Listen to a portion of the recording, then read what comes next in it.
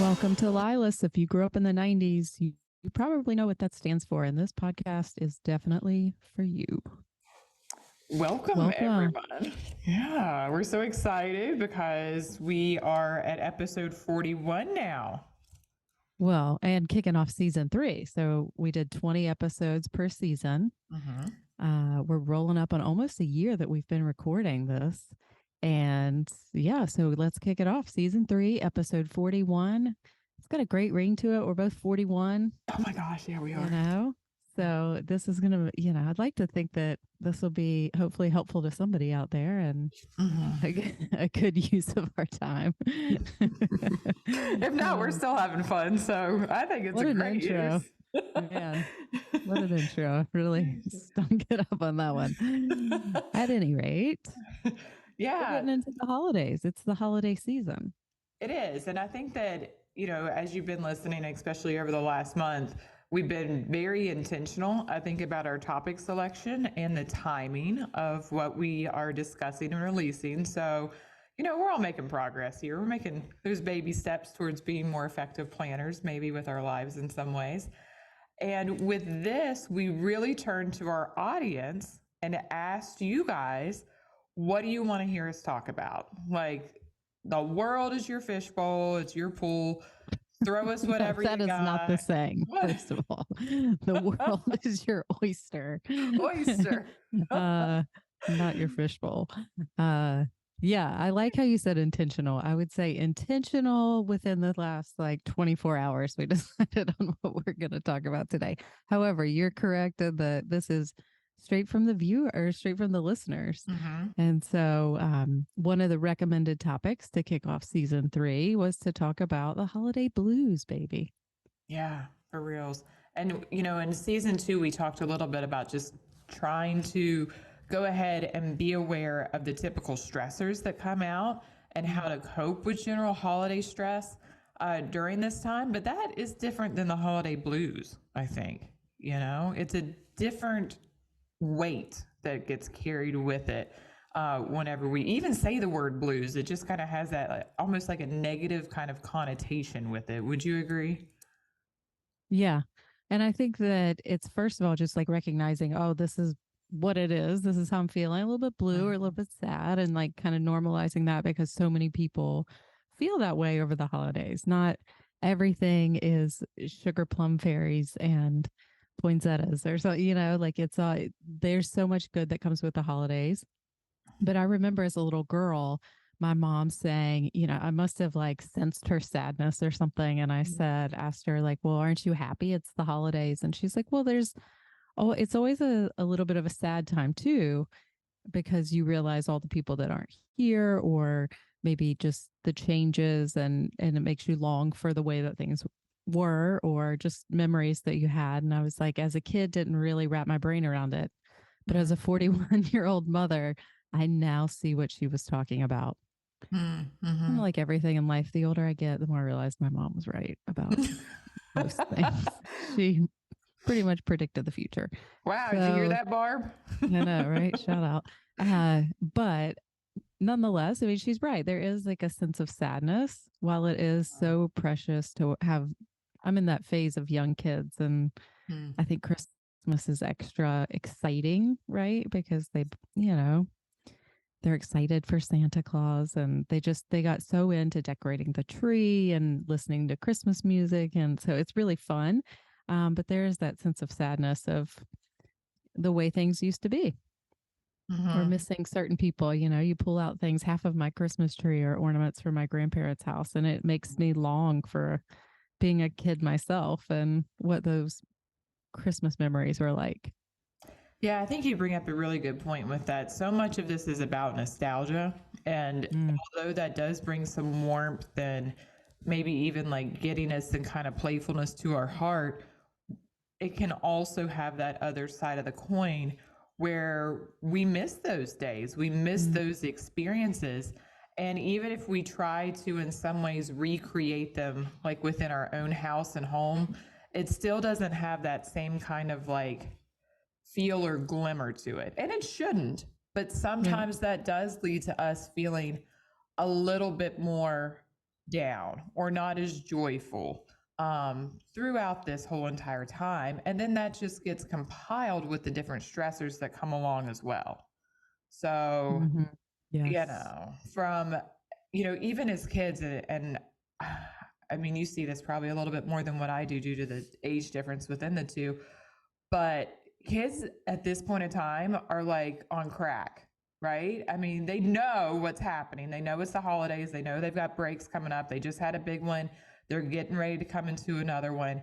And so they're functioning on a higher plane of like Mm. existence and energy and snappiness, or maybe that's just in our house. Well, they're feeding into whatever we're presenting to them, which is parties and parades and Yeah. all the pageantry that kind of comes with the holidays of, going to all the things and eating all the sugar. And while that's all well and fun for, for us to experience, I can't help but as a parent look at my kids who are kind of like right in the thick of it, right? They're right there. I have 5 and 8 year old and and realize that this is fleeting, right? And that, Hmm. in a couple years, this magic sort of will be starting to fade during the season. And so that holding on so tightly right now to that and trying just to enjoy it versus control so much of it. I think that that was something that I had to learn over the years that what I thought was special, what didn't necessarily wasn't the same thing that my kids see as special. And, you try to make up, I don't know, maybe I'm the only, I don't think so, but I think a lot of us moms are trying to make this very like magical, wonderful experience around the holidays for our kids because that's really where the magic lies, right? There's the moms behind it doing all the things. Um, but you can kind of get wrapped up and stressed out in those same those expectations that you've set for yourself, or maybe Pinterest set for you, those the elves and all the things. Like sometimes you can get wrapped up in that and really lose the excitement for yourself. And I Yeah. think that's important to kind of step back and go, okay, what's like kind of the bare minimum that I need to do to make sure that this, satisfies my expectation to some degree, but also to really enjoy the moment while it lasts. No, I think that it's important. Yeah. When Cam was little, did you ever feel that like stress? You managed stress really well, but like, did you ever feel like you had to do certain things or do all the things and then maybe No. feel let down when they weren't as pumped about something as you were? I mean, my honest, no. Um, No, yeah. but I just don't think that I put that kind of weight on. Mm-hmm. Yeah. I will say that it was different with Rachel. And I think that the difference came in that, you know, Christmas for us now is a much more stationary kind of activity. Mm-hmm. Whereas whenever Cameron was younger, we were bouncing all over going to like different places and houses. And so I think that was one contributing factor maybe to it. Yeah. Um, I'll say that in terms of just the differences, we do Christmas bigger now than what we used to. And I think that that's because for my husband, this is a special holiday for him as well. And so that now gets incorporated kind of in with our tradition. Yeah. Um, but I don't, I mean, Sweet Brooke, this is my son's girlfriend of 5 years. She comes, when she started coming to our house and looking at our Christmas tree, she would almost just be like freezing in terror because this thing looks like you just basically threw every ornament just on it. Like there's Yeah. no, it would look like it's colorful chaos, I guess is what it looks like to some. So to have the idea of like, you know, I don't I don't allow myself to get attached to like putting certain colors or to having certain things. Yeah. It's very playful. And like even right now, if you were to look underneath of our Christmas tree, our gifts are wrapped in newspaper and happy birthday wrapping paper. Random ass paper. Right. Yeah. You let go of all of those control types of things. Like that's not important. I Mm-hmm. will say I did very good with that this year. I let my kids do whatever they wanted to with that Christmas tree. I just looked the other way and I thought, you know what? Like, this is what's special to them. This is what they're excited about. They've been begging to put the tree up, like, just let's do this. And it was so much more enjoyable not to really care. I tend to be, I don't want to say controlling, but I like things a certain way, and it is a little hard for me to let go of that sometimes. But something I'm definitely getting better at Mm-hmm. and realizing it's more about the memory, less about what it looks like. Yeah, yeah. Even if it's not about sharing it, I don't really like put a picture of my Christmas tree on Instagram or anything, but Mm-hmm. like it's for me, it's the way that I want things, right? Mm-hmm. I want it in white lights and red bows, the way that my mom's tree was decorated when I was a kid. So yeah, sometimes you just gotta let it go. We're here for the colored lights, ornaments all over the dang place, mostly on front, middle, back, Right. Clustered.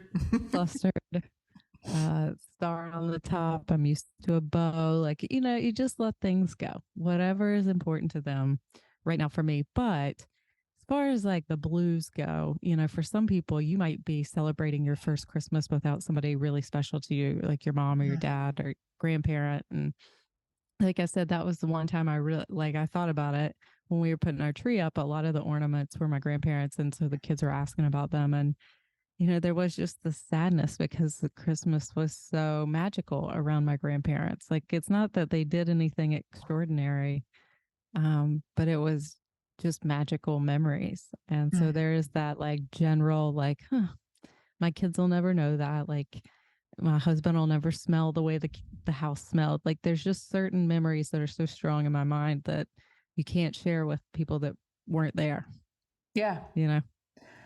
Not to the same level and degree. I think that that's definitely true. And, we have some of my grandmother's ornaments on our tree too. And my son remembers what those are. Rachel has no idea, and Jeff has no, kind of idea of who this person was or why we have these random things on there. And I think that that does contribute to, again, that heaviness that can kind of come in with the blues. And as we start, if we are a person that sees and experiences that within ourselves, I think the first thing that's helpful for us to do is just to step back away from all of it and identify where it's coming from. If that's possible, to really see, oh, whenever I touch this, I feel the sense of heaviness that comes along with it. Or whenever I think of this, this is where it's kind of coming from, because that helps to kind of control, I would say, the flood. Mm, And when we think about this time and the rush of experiences, it comes in like a flood, honestly. I mean, we all know mm, when the holidays are, for Christ's sake. I mean, it's not like it changes. You know what I mean? Easter does, but that's on a different calendar. But aside from that, we know when this stuff's going to be. But right. it's like we allow it just to flood everywhere into other areas of our life, and it becomes very disruptive, conflictual, whatever else can occur from it. And so I think that if we notice the blues are coming in, to really step back and identify, is it coming from additional stresses and pressures? Is it coming from us really connecting with the sense of losses that we could be experiencing? And for some people, this is especially true like the very first year, whenever Mm-hmm. somebody has passed away, and it's the obvious lack of presence, like at the dinner table, or Mm-hmm. the stocking that's not getting hung up, or the Christmas card you're not sending, or the text that you're not receiving on those mornings that can really just strike like a hot iron, like in your Mm-hmm. gut. Mm-hmm. Um, and I think, again, if you are one of those people, it just, it's like a hot coal. We never want to get coals in our stocking for Christmas. Well, that sense of loss that you experience is like having to hold on to a hot coal. Mm, And you have to kind of hold on to it and wait till it cools down. It's not like you can throw it and get rid of it, because you know what? It's like the damn cat. It's still going to come back.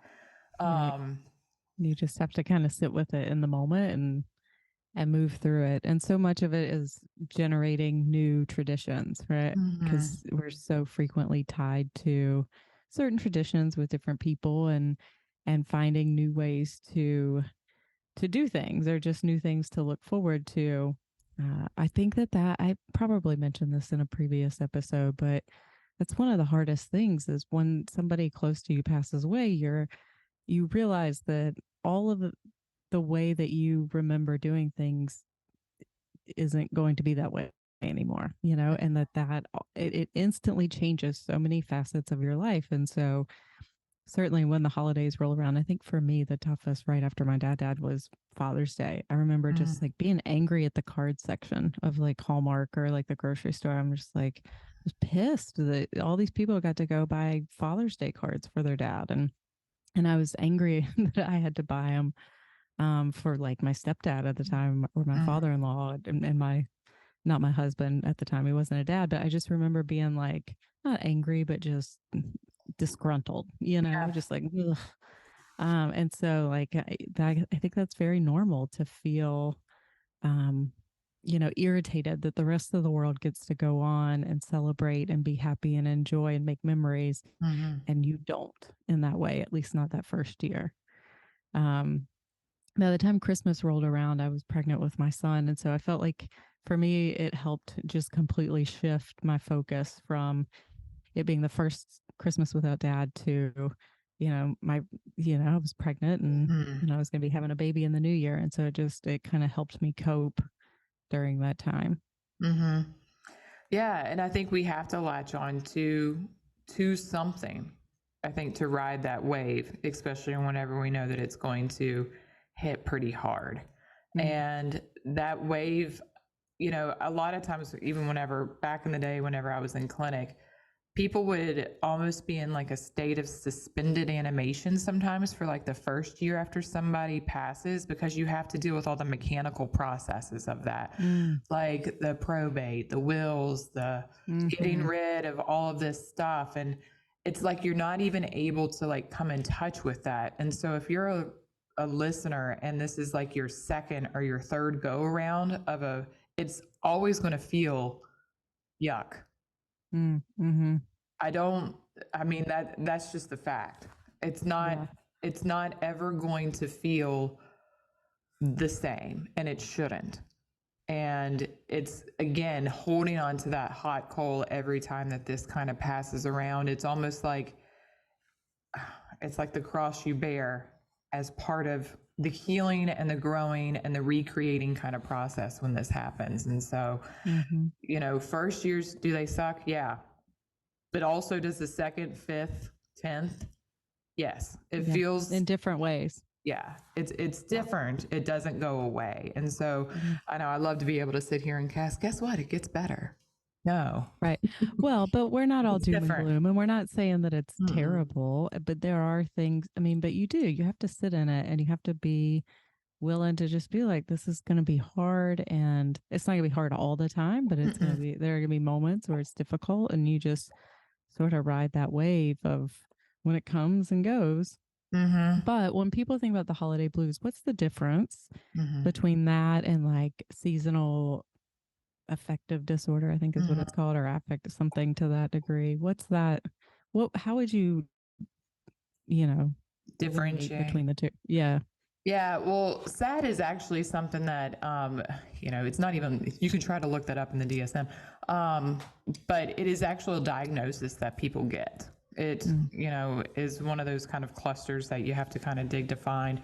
Um, I'm not going to go all into that whole thing, but it is an actual diagnosis, whereas the holiday blues isn't. The holiday blues is something that's probably just going to strike, for the 3 or 4 weeks that we're experiencing, the chaos and all of the jazz, the glimmer, all of the things that come with the holiday season.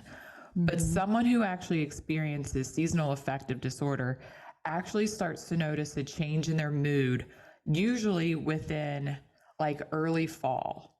So if you're just now getting around to this, you're a little bit late to the game, And You so live in the South where it's been summer up until yesterday.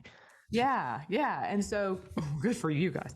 But even like the differentiation, what they talk about with it is it does come down to the different seasonal patterns that are associated with the sun, with daylight being a function of it. And, the symptoms of it are different. If you're a person that's already susceptible to depression or other mental health issues, certainly this can exacerbate what you're Mm-hmm. currently going through. but you typically, again, feel more down, fatigued, maybe irritable, difficulties with attention, kind of concentration. Um, Sometimes that your thoughts just become more negative and narrowed Mm. throughout this time period as well.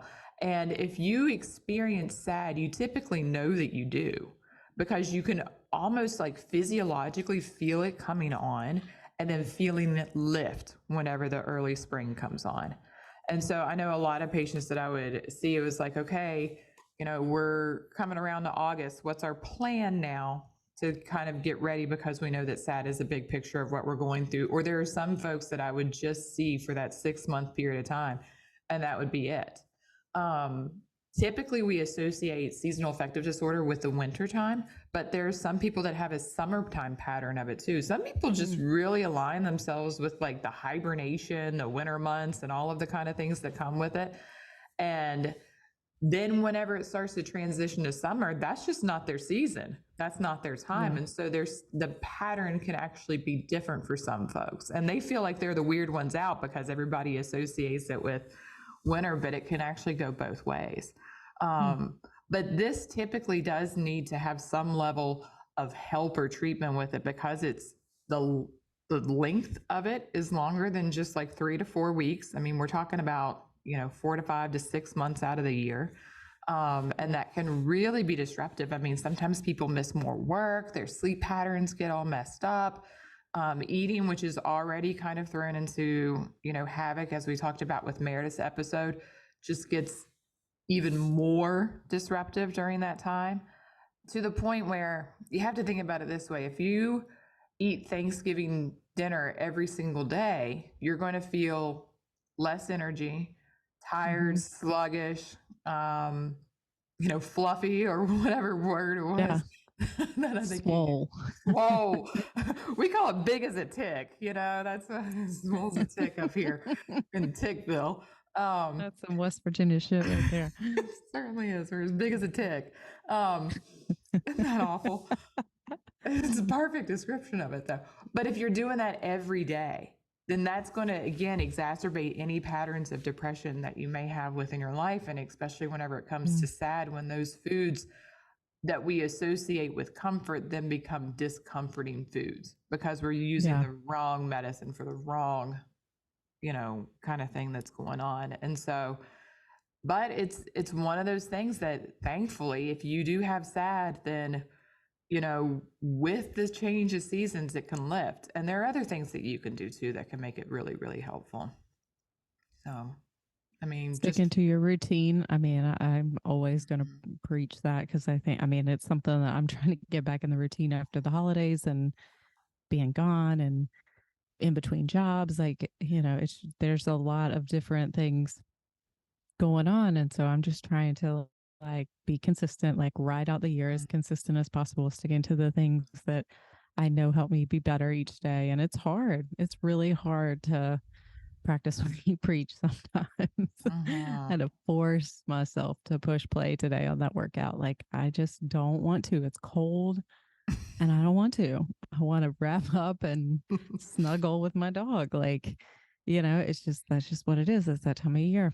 Yeah, But yeah, we you're got to so right. force ourselves to, because once you do, you feel so much better. You're like, okay, I can do Mhm. this. I can go on about my day. But the minute you slide into just like not wanting to get out of like your comfy clothes and haven't taken a shower in a couple of days, I mean, I can't be the only person that slips in and out of this during Oh, these winter holidays. no, absolutely not. I mean, if we're all being truthful, I think it's about 80% of the population that probably experiences, again, some level of discomfort, as an alternative word to this kind of time frame. But you're Yeah. right, consistency is important. As much as you can kind of get back in that routine, there are actually like four major things. If you actually find yourself as a person that experiences sad, of course you can go and talk with a psychologist. And generally speaking, cognitive behavioral therapy during that period of time, um, is very helpful. But also light therapy. Like that was one of the Mm. number one things that we would recommend to patients. Do you have a light lamp?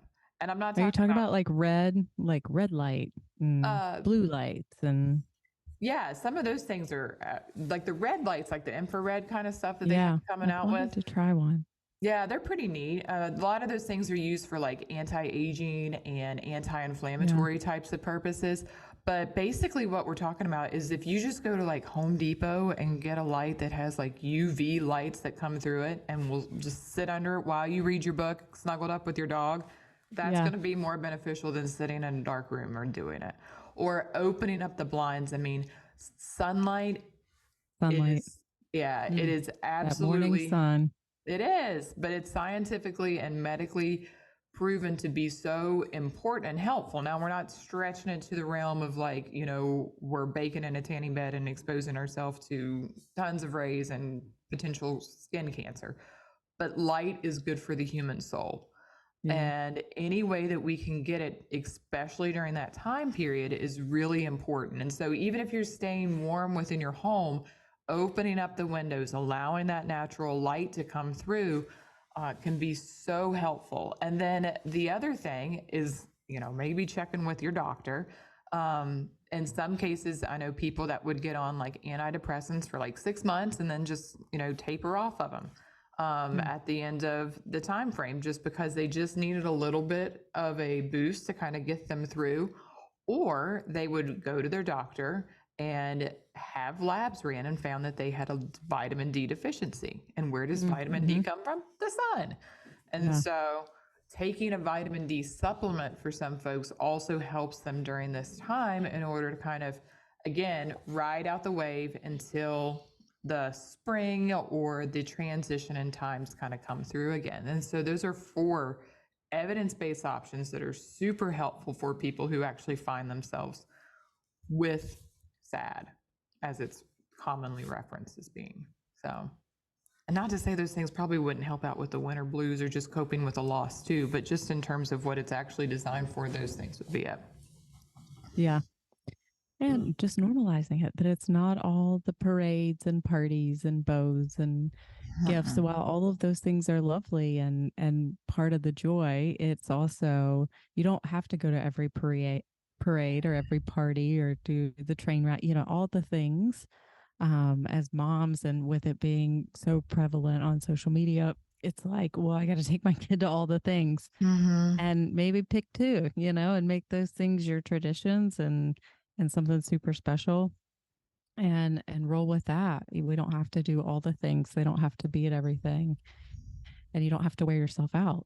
No. Do the things that you actually enjoy. Like I enjoy going to a mall and shopping, and I've already Mm-hmm. done that twice this season because those Mm-hmm. are traditions and memories that I've done since I was a little girl. And pass those things on. I find those traditions to be the ones that I lean on, and like Mm-hmm. again, it brings like moments of sadness because you do want for those days, but then you also you can feel the happiness because you're carrying that on and hopefully Mm-hmm. um just bringing joy to your kids. That's the purpose. So Yeah. anyway, I I think think, that these are some good tips for yeah, anybody easing themselves into the holiday season. seriously. And it's just a short time frame, you know? I mean, Yeah, it's just not forever. It's really no. just the next 4 weeks. Right. Just be present for the moment. Do those daily self check ins. I just think those are so important. Just so, Mm-hmm. like, seriously, just for yourself. If you just dropped the kids off at school or you just rolled over and you're getting ready to get out of bed, you're in the bathroom, whatever, just do like a daily check in and be like, okay, where am I at today? What am I doing that is helping, or I don't want to necessarily say hurting. What is what's serving me today, or what am I serving myself?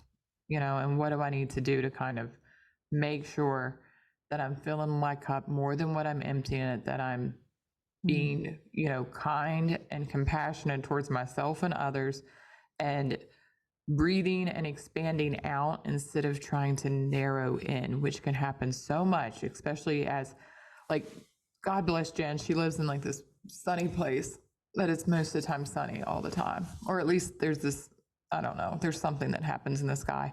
But here in like January and February, we call it wet, gray, mud season. I mean, there's just no sun. You cross over these Yeah. mountains and you're I don't know. I mean, it gets It's a tough. hard time of year. My dad always struggled with the winter time because it was a heavy equipment operator, and so business was slow, and it was always a hard time of year for him. He really hated not hated it, but he Hmm. struck, that's why I spent so much time in the woods hunting, like Yeah. anything to like get through those months. But they are tougher months if you live up north. Down Hmm. here, it still feels like by the end of the week it's gonna be back in the 70s again. It'll be nice. It's just cold today. But yeah, I think it's definitely more difficult when you live in cold weather. It's a fun challenge for sure. Um, That added bonus. Added bonus, right? Whatever. There is one more thing before we close on this that I know that somebody mentioned and this is something that I struggle with. So I'm going to lean to you for advice on this. Um, you know, I have not, I mean, my grandmother and my stepdad passed away, and my stepdad and my mom were married on Christmas Eve. And so every year at Christmas Eve, it's like, I am 100% aware that it is their anniversary. And Mm-hmm. I am the kind of person, I think we talked about this even whenever your episode, we talked about parental loss. I just don't, I'm the kind of person that me and my dad talk about my grandmother all the time, but that's Yeah. just part of our conversations. And so if it's not brought up, then I'm not one to typically bring up a loss. And this is also true for my husband, who tragically and suddenly lost his dad on December 23rd.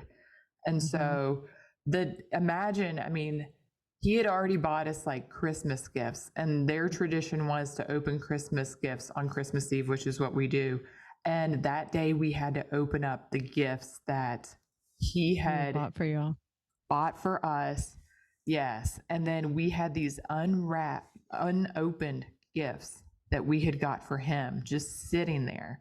I Mm, mean, talk about not just a charcoal sitting in front of you. Like, we had the burning right. inferno of just, mounds of pain and just seeing all of that.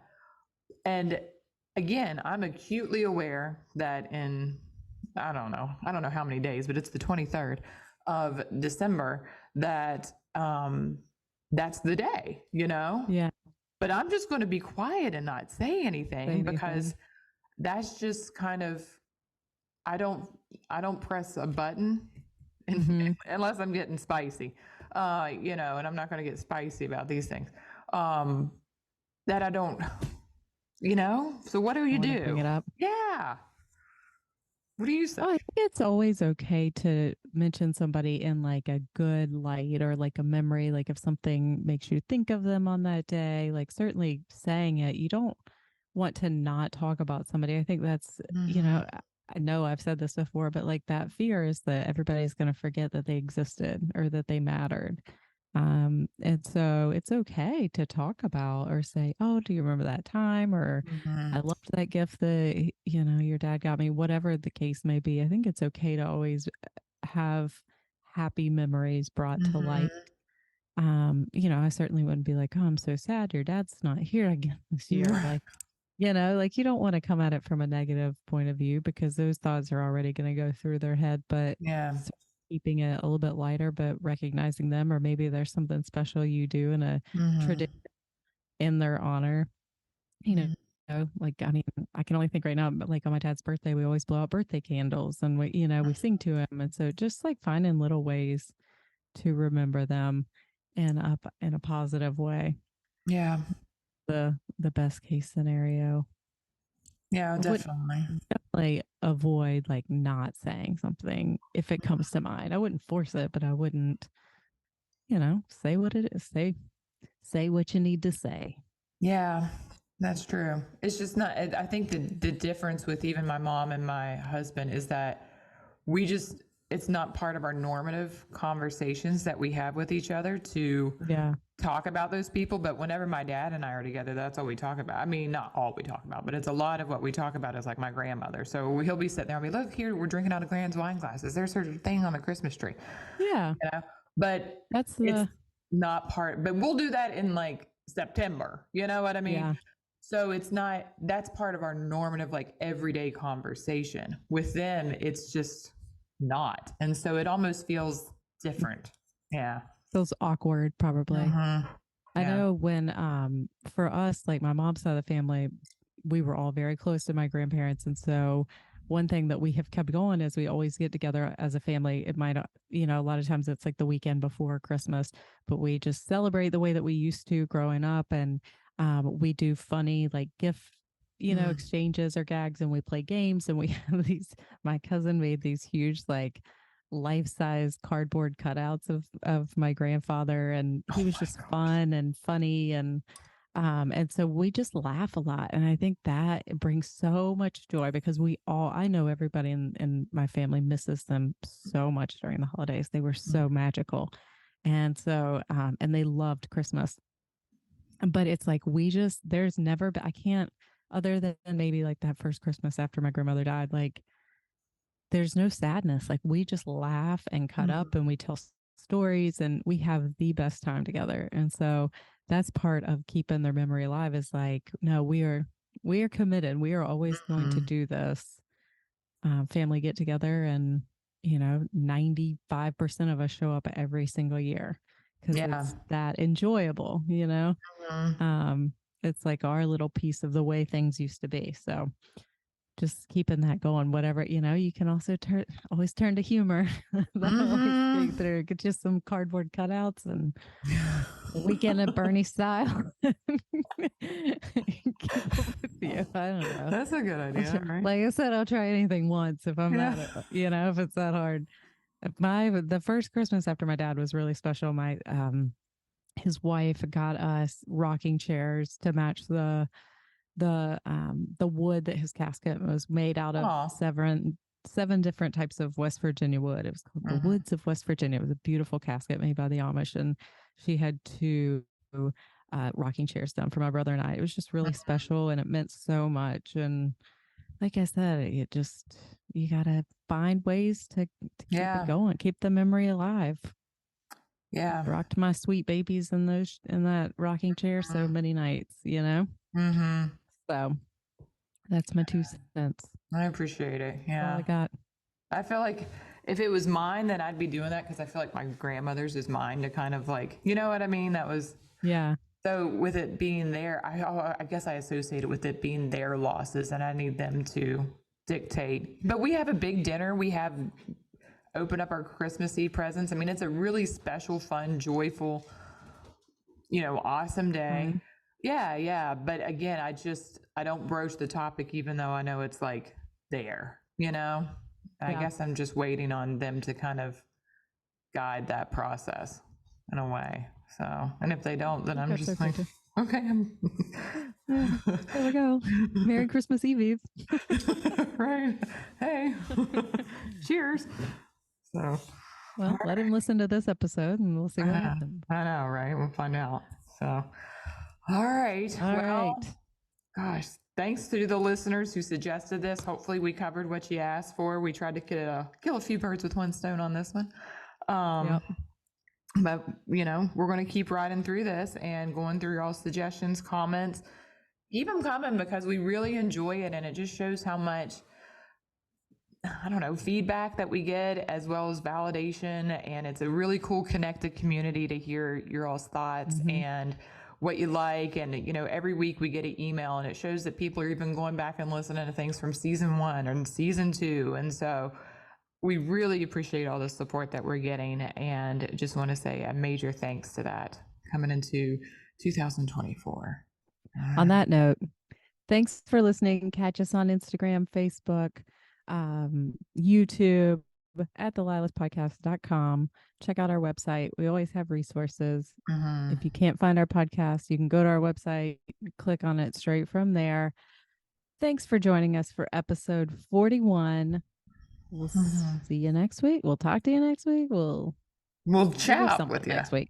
All right. See you soon. LYLAS Out.